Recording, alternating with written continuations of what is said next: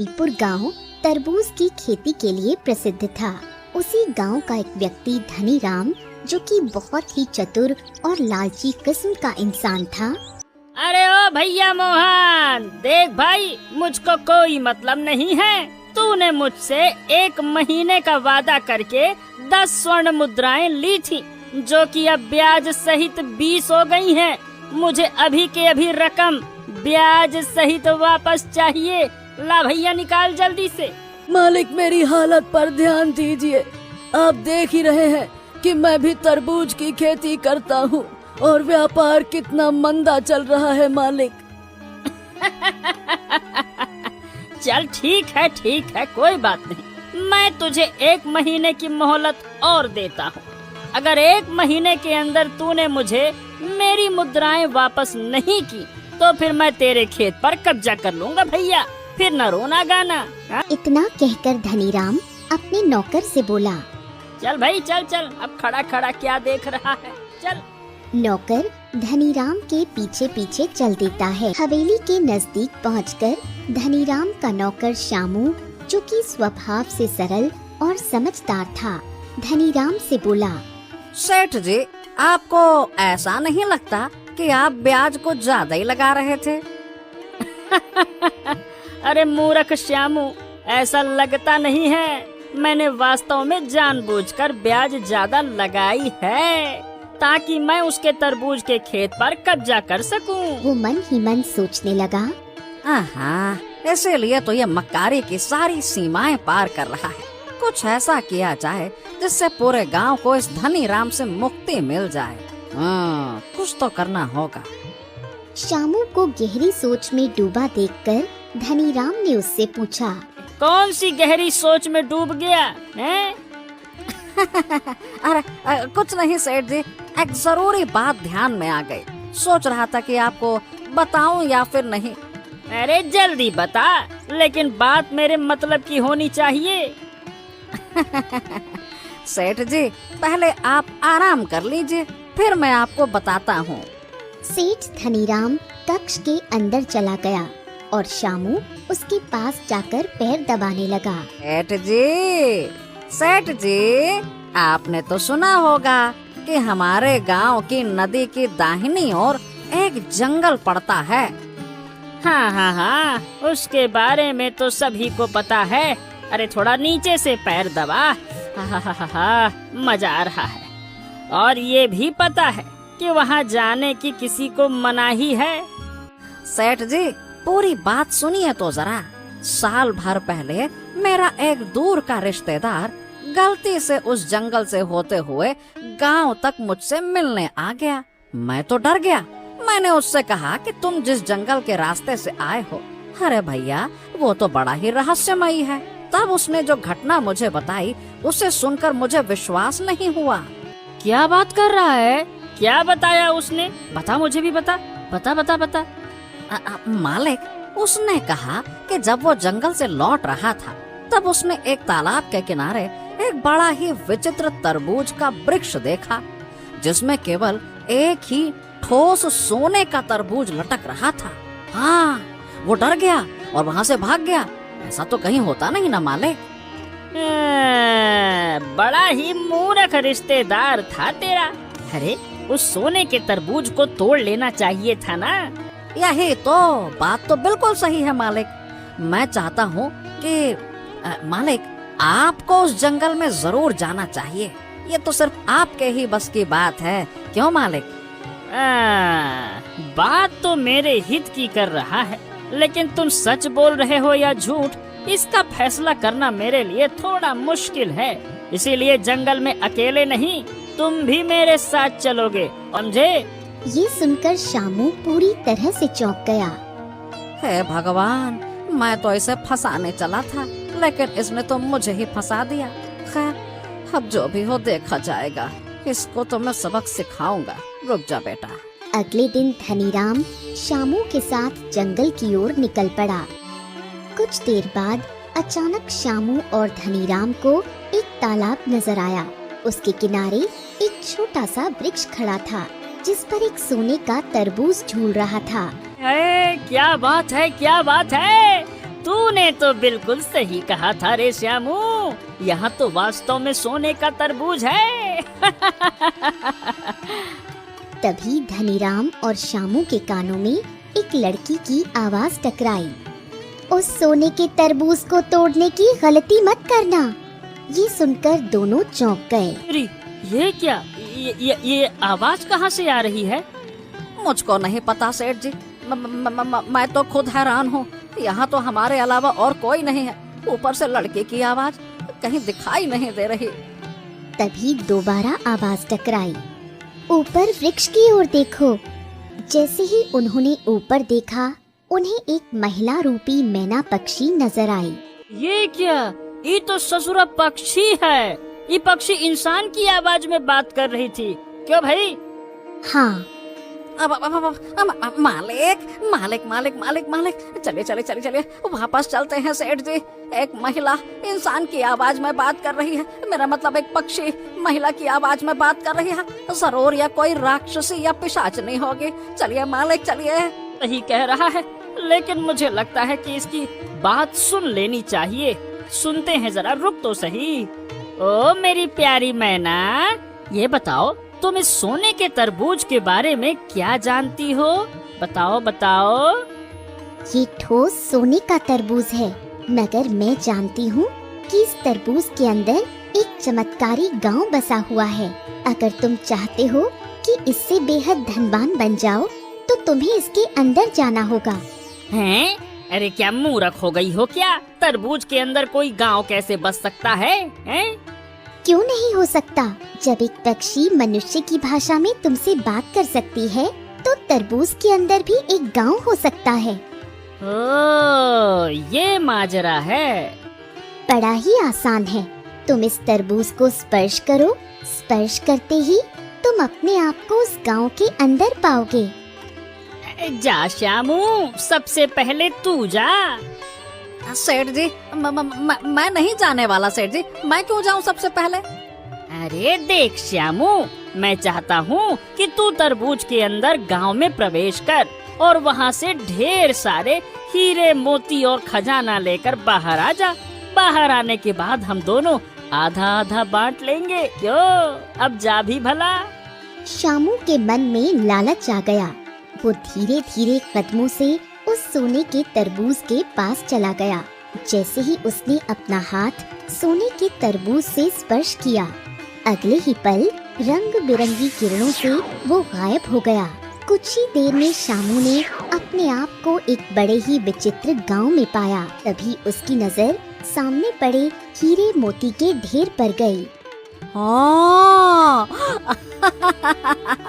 अरे वाह वाह वाह वाह वाह वाह वाह वाह वाह। इसका मतलब मैना पक्षी सही कह रही थी, तरबूज के अंदर सचमुच एक गांव है। अरे बाप, इतना ढेर सारा खजाना। हाँ, एक बूढ़ा व्यक्ति प्रकट हो गया। अरे क्या तू मूर्ख है? क्या मतलब? अरे मूर्ख, तू इस संसार में फंस चुका है।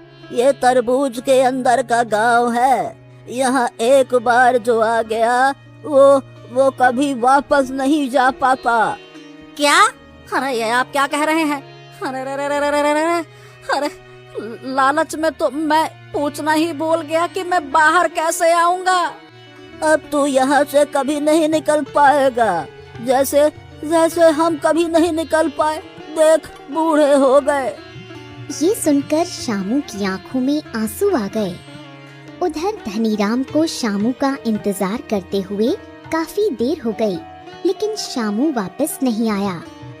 अरे ओ मैना, ये बता, ये श्यामू अभी तक वापस क्यों नहीं आया?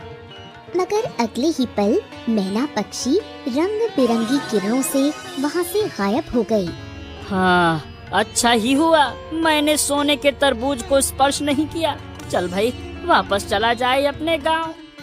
इतना कहकर धनीराम दौड़ता हुआ अपने गांव की ओर चल पड़ा।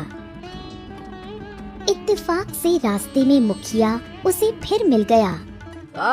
राम राम धनीराम। अरे भैया, ये बताओ, तुम्हारे साथ तो तुम्हारा नौकर श्यामू भी गया था, क्या वो वापस नहीं आया? अरे देख मुखिया, कितनी बार तुझसे कहा है तू गांव का मुखिया है, गांव में मुखियागिरी दिखाया कर। मेरे साथ कौन गया कौन नहीं गया इसका जवाब देना मैं जरूरी नहीं समझता। जाओ तो टोकेगा, आओ तो टोकेगा, से राम राम राम राम। इतना कहकर धनीराम उसे धक्का देता है और वहाँ से चला जाता है। मुखिया चुपचाप अपने घर आ पहुँचा। क्या हुआ?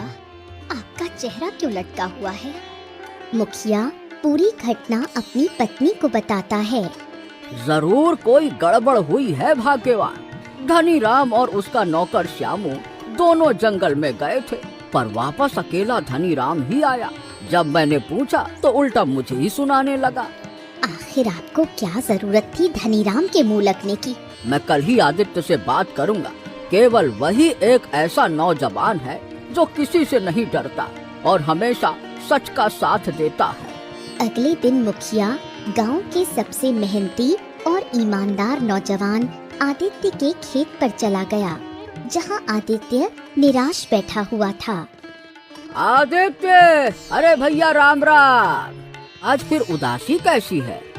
हाँ मुखिया जी, क्या कहूँ, रात भर में ही सारी फसल सूख गई, सब बर्बाद हो गया, कुछ नहीं बचा। ये सुनकर मुखिया चौंक गया। हाँ, ये तो तुम बिल्कुल सही कह रहे हो। अचानक से फसल कैसे सूख सकती है भला? तभी वहाँ एक और किसान दौड़ते हुए आया। आदित्य, आदित्य, भैया आदित्य, गांव के सभी किसानों की फसलें खराब हो चुकी हैं और तो और तालाब और कुएं भी सूख गए हैं।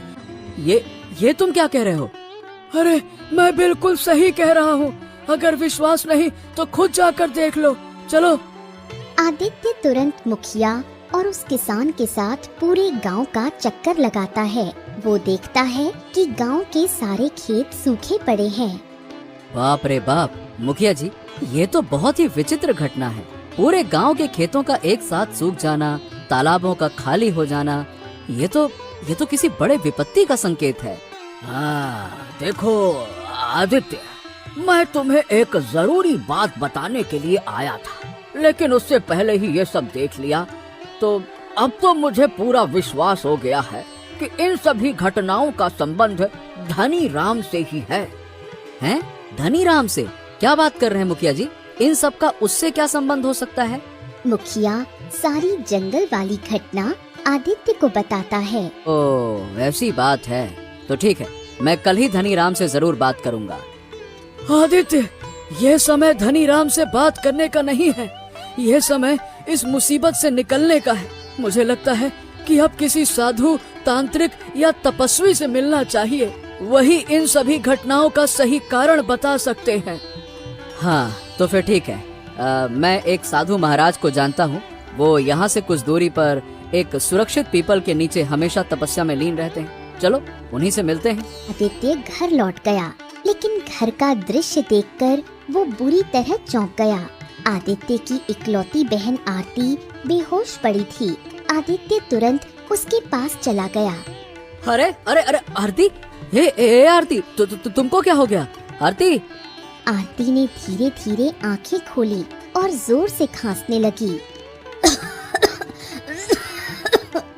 अरे बाप रे बाप, तुमको तो बहुत तेज बुखार भी है और अचानक से खांसी। हे बहना, हे आरती, तुम बेहोश कैसे हो गई? अचानक से चक्कर आए, फिर खांसी होने लगी और मैं बेहोश हो गई। अब शरीर बहुत दुख रहा है। आदित्य तुरंत आरती को वैद्य के पास ले गया। वैद्य ने आरती को देखकर कहा, भाई आदित्य, मैंने इसकी जांच कर ली है और इसे एक विचित्र बीमारी हो गई है जिसका इलाज संभव नहीं है। क्या? ये आप क्या कह रहे हैं वैद्य जी? मुझे भी कुछ समझ में नहीं आ रहा है कि आरती को भला इतनी गंभीर बीमारी अचानक से कैसे हो गई। ये बीमारी अब ठीक नहीं हो सकती। इसे तो अब चमत्कार ही बचा सकता है। माफ करना भाई, माफ करना। आदित्य आंखों में आंसू लिए अपनी बहन को लेकर घर लौटता है। घर पहुंचते ही आदित्य रोने लगा। आखिरकार हमारे गांव को ये किसकी नजर लग गई? तभी वहाँ मुखिया आ गया। अरे आदित्य, अरे क्या बात है भाई, क्या बात है? चुप हो जाओ, चुप हो जाओ। मैंने तुम्हें आरती को वैद्य के पास ले जाते देखा था, क्या हो गया? तभी उसकी नजर बेहोश पड़ी आरती पर पड़ी। अरे आदित्य, ये आरती को क्या हो गया? आदित्य रोते हुए सारी घटना बताता है। मैं कहता हूँ हमें अभी भी देर नहीं करनी चाहिए आदित्य। गांव की फसलें सूखना, तुम्हारी बहन का अचानक बीमार हो जाना, ये सब यूं ही नहीं हो सकता। चलो, हमें साधु महाराज के पास चलना चाहिए, चलो। लेकिन साधु महाराज के पास जाने से पहले मैं धनी राम से मिलना चाहता हूँ। मैं उससे पूछूंगा कि आखिर उसने उस रहस्यमयी जंगल में ऐसा क्या किया जिसकी वजह से ये सारी मुसीबतें हम पर टूट पड़ी। आदित्य मुखिया को लेकर धनीराम की हवेली पहुंचा। अरे रे रे रे रे रे रे, मैं तो बर्बाद हो गया। मेरी तरबूज की सारी खेती बर्बाद हो गई। क्या करूं, क्या करूं? राम राम राम राम राम राम। अरे रे रे रे रे। बस बस धनीराम, सही सही बता धनीराम, तूने उस रहस्यमयी जंगल में ऐसा क्या किया है जिसकी वजह से सारी की सारी आपदाएं हम पर टूट पड़ी हैं? और तेरा नौकर श्यामू कहाँ गया, बता। धनीराम बुरी तरह डर गया और कांपते हुए सारी घटना बता दी। अचानक से मैना पक्षी भी गायब हो गई। श्यामू वापस नहीं आया। मैं सही बताऊं तो मैं डर की वजह से लौट आया। मैं क्या करता? क्या करता क्या? तूने अपनी लालच की वजह से पूरे गांव को बर्बाद कर दिया। इतना कहकर आदित्य मुखिया के साथ हवेली से बाहर निकल आया। मैं साधु से मिलना होगा। मुखिया तुरंत आदित्य के साथ साधु के स्थान की ओर चल दिया। कुछ देर बाद वो दोनों एक घने वृक्ष के नीचे पहुंच गए, जहां एक साधु ध्यान में बैठे थे। साधु रहस्यमयी नजरों से दोनों की ओर देखने लगा। आदित्य आंखों में आंसू लिए साधु को सारी घटना बताने लगा। कुछ बातें मनुष्य के हाथ में नहीं होती, कुछ घटनाएं नियति द्वारा पूर्व निर्धारित होती हैं। आप कहना क्या चाह रहे हैं महाराज? समझ नहीं आया। बस ये समझ लो कि नियति को तुम्हें खास तौर से उस जंगल में बुलाना था। अब तुम्हें उस जंगल के उसी तालाब के किनारे जाना होगा और फिर उस सोने के तरबूज के अंदर उस गांव में प्रवेश करना होगा जहां तुम्हारी परीक्षा तुम्हारा इंतजार कर रही है। साधु महाराज, भला कैसी परीक्षा? कि धनीराम ने तुम्हें क्या बताया? उसी तालाब के पास एक जादुई मैना पक्षी थी जो मनुष्य की आवाज में बात करती थी। तुम भी वहां पे जाओगे, तुम्हें भी वही मैना पक्षी मिलेगी। अब बस अपने को नियति के हाथों सौंप दो। जो परीक्षा तुम्हारा इंतजार कर रही है उससे तो तुम्हें गुजरना ही होगा। अगर तुम्हारा मन सच्चा हुआ तो परीक्षा पार कर जाओगे। तुम्हारी बहन का इलाज उस तरबूज के अंदर के गांव में ही छिपा हुआ है। इतना कहकर साधु ने अपनी आंखें बंद कर ली। आदित्य मुखिया की ओर देखने लगा। आदित्य, देखो देखो, मैं भी तुम्हारे साथ चलूंगा। नहीं मुखिया जी नहीं, ये मेरी नियति है तो मैं अकेले ही जाऊंगा। आप गांव जाइए, मैं अब घर नहीं जाऊंगा। और जब तक मैं ना लौटूं तो कृपया करके मेरी बहन का ख्याल रखिएगा बस। हाँ हाँ हाँ, तुम चिंता मत करो आदित्य, मैं तुम्हारी बहन का ख्याल रखूंगा। आदित्य उठकर जंगल की ओर रवाना हो गया और मुखिया गांव की ओर लौट पड़ा। कुछ देर बाद आदित्य रहस्यमयी तालाब के सामने खड़ा था। तालाब के किनारे एक छोटा सा वृक्ष था जिसमें सोने का तरबूज लटक रहा था। तभी वही मैना पक्षी उड़ती हुई आ गई। क्या तुम इस तरबूज को हासिल करना चाहते हो? नहीं, मैं इस तरबूज को हासिल नहीं करना चाहता। मुझे सोने चांदी का कोई लालच नहीं है। मैं तो केवल अपने गांव वासियों को मुसीबत से मुक्त करने और अपनी बहन की बीमारी का इलाज ढूंढने यहाँ तक आया हूँ। मुझे ये बताओ कि तरबूज के अंदर कैसे जाया जा सकता है?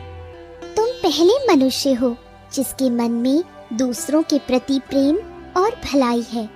इस सोने के तरबूज को स्पर्श करो, तुम अपने आप को तरबूज के अंदर एक गांव में पाओगे। उसके आगे क्या करना है ये मैं तुम्हें वहीं आकर बताऊंगी। आदित्य बिना देरी किए हुए सोने के तरबूज के पास गया।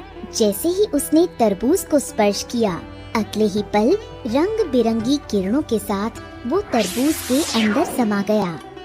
कुछ क्षण बाद आदित्य ने अपने आप को एक विचित्र गांव में पाया। हाँ, मैना पक्षी प्रकट हो गई। तुम्हारे सामने बेशकीमती हीरे मोती पड़े हैं, इन्हें उठा लो और सामने की ओर देखो। आदित्य ने सामने देखा, वहाँ कुछ जड़ी बूटियाँ पुष्प के रूप में पड़ी थीं। जाओ, उन जड़ी बूटियों को पुष्प सहित यहाँ लेकर आओ। आदित्य दौड़ता हुआ गया और उन जड़ी बूटियों को पुष्प सहित वहाँ से ले आया। अब तुम्हारी परीक्षा ये है, तुम्हें फैसला करना होगा कि तुम गांव वालों को बचाना चाहते हो या फिर अपनी बहन को। क्या क्या मतलब है तुम्हारा? वही जो तुम सुन रहे हो। अगर तुम अपनी बहन को बचाना चाहते हो तो केवल जड़ी बूटी को उठाओ और अपनी आंखें बंद करके सोचो कि तुम तरबूज के गांव से बाहर हो। यकीन मानो, तुम इस गांव से बाहर चले आओगे। और अगर तुम अपने गांव वालों को बचाना चाहते हो तो तुम्हें ये बेशकीमती हीरे और मोती उठाने होंगे। इन मोतियों को जब तुम गांव वालों के खेत में बीज की तरह बोओगे तो तुम्हारे गांव की बंजर जमीन फिर से हरी भरी हो जाएगी। अब फैसला तुम्हारे हाथों में है, गांव वालों की भलाई या अपनी बहन की जिंदगी। मैं गांव वालों का जीवन बचाना चाहता हूँ। और अपनी बहन का जीवन? आदित्य की आंखों में आंसू आ गए। नहीं, अगर मेरी बहन की कुर्बानी से सारे गांव को जीवन दान मिलता है तो मैं उसकी कुर्बानी देने के लिए तैयार हूँ। अगर इसके लिए मुझे स्वयं भी बलिदान देना पड़े तो मैं भी गांव वालों की खुशी के लिए ये करने को तैयार हूँ। तभी एक तेज धमाका हुआ और अगले ही पल वो और मैना पक्षी तरबूज से बाहर आ गए। आदित्य को कुछ लोग भी दिखाई देने लगे। तभी रंग बिरंगी किरणों के साथ मैना पक्षी एक अत्यंत सुंदर स्त्री में परिवर्तित हो गई। हाँ, अब आखिर ये क्या रहस्य है? कौन है ये लोग? ये सभी वही लोग हैं जो लालच के इरादे से इस जादुई तरबूज को तोड़ने के लिए आए थे। इनमें से कुछ लोग वो हैं जिन्होंने वर्षों पहले पाप में हिस्सा लिया था। इसी कारण वो सब शापित हो गए। तभी वहाँ खड़े कुछ लोग अचानक गायब हो गए, कुछ लोग बच गए। तभी दौड़ता हुआ शामू वहाँ आ गया। ये क्या? वो लोग अचानक से गायब कहाँ हो गए? गायब वो लोग हुए हैं जिन्होंने वर्षों पहले पाप में हिस्सा लिया था और तब से वो तरबूज के अंदर जादुई गांव में फंसे हुए थे। बच्चे केवल वो लोग हैं जो लालच की नीयत से तरबूज के पास गए और संसार में फंस गए। जो अभी तक जीवित हैं, उसका भी एक बड़ा रहस्य है। समय आ गया है कि तुम वो जानो। मैं कोई और नहीं बल्कि तुम्हारे पूर्वजों में से एक हूँ। मेरा नाम चंद्रलेखा है। ये बात बहुत पुरानी है। उस समय हमारे गांव में भयंकर सूखा पड़ा था। सुबह का समय था। चंद्रलेखा मटकी लेकर बाहर निकली ही थी कि तभी उसका पति आ गया। अरे कहाँ जा रही हो चंद्रलेखा? कहाँ जा रही हूँ? अरे जंगल में पानी भरने जा रही हूँ। हमारे गांव में तो भयंकर सूखा पड़ा है। तालाब और कुएं सब सूख चुके हैं। ना जाने कब वर्षा होगी और कब मुझे रोज रोज जंगल जाने से मुक्ति मिलेगी।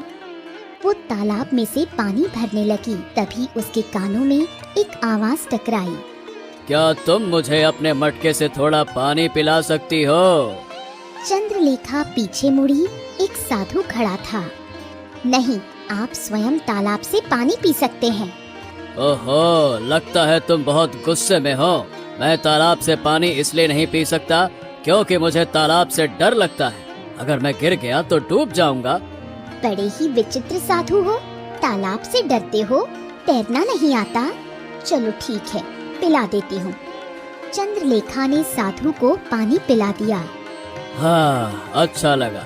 ये बताओ, तुम्हारे चेहरे पर ये क्रोध क्यों है? क्रोध नहीं होगा तो और क्या होगा।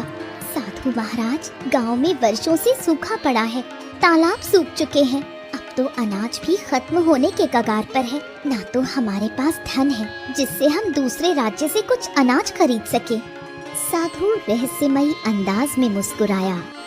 अगर तुम्हारे गांव में सूखा पड़ा है तो इसके पीछे जरूर कोई वजह होगी। मैं इस पर तो कुछ नहीं कह सकता, परंतु एक मामले में तुम्हारी मदद कर सकता हूँ।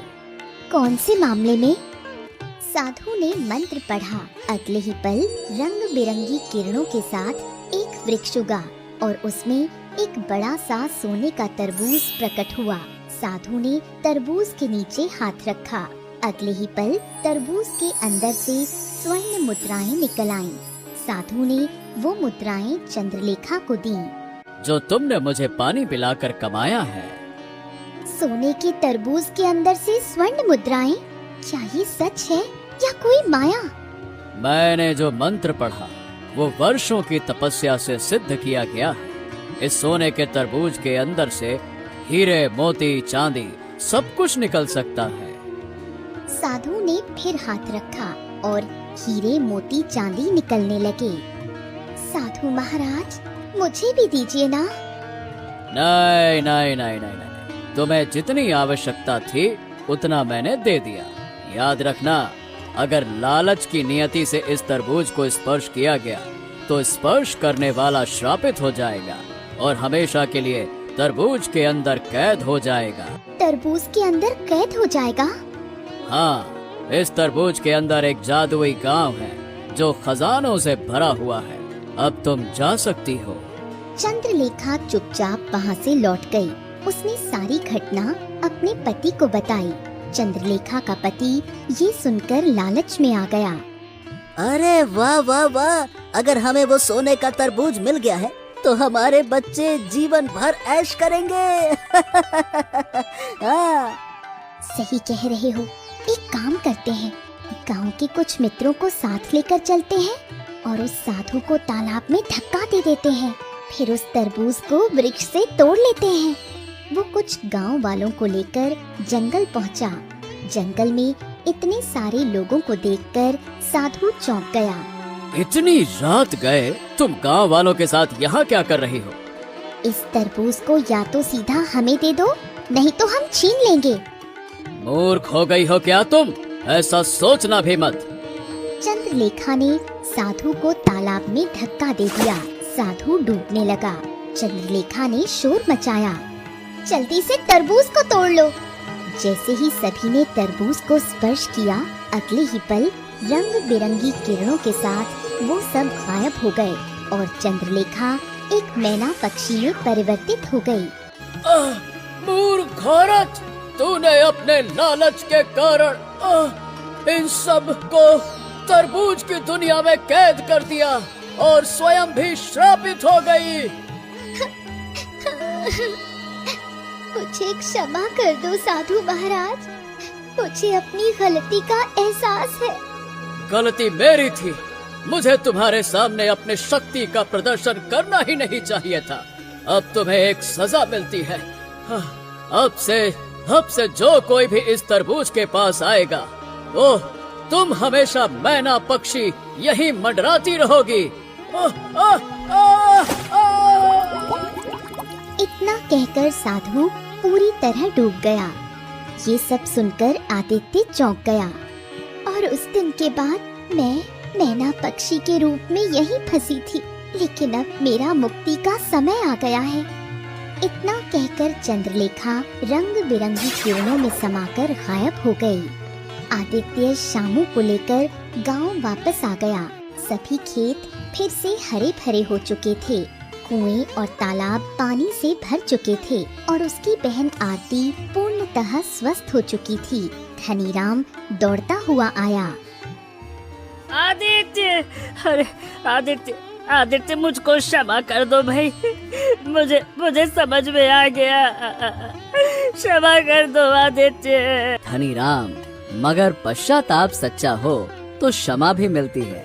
बस शांत हो जाओ, शांत हो जाओ। अब सब ठीक है। गांव में ढोल नगाड़ों के साथ त्योहार जैसा उत्सव मनाया गया।